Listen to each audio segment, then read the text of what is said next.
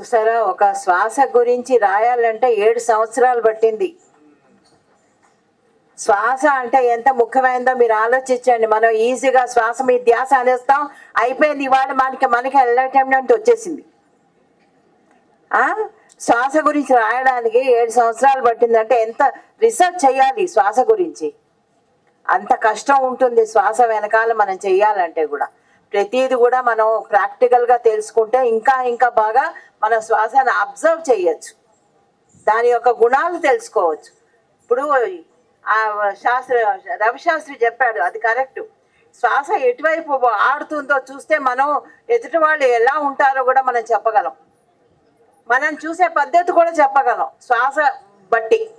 ఇవంతా ఒక సైన్స్, ఇది ఊరికే కాదు, ఇది సైన్స్. ఇది ఆ సైన్స్ తెలుసుకొని మనకు శ్వాసని గమనించమని బుద్ధుడు చెప్పాడు, పత్రి గారు చేశారు.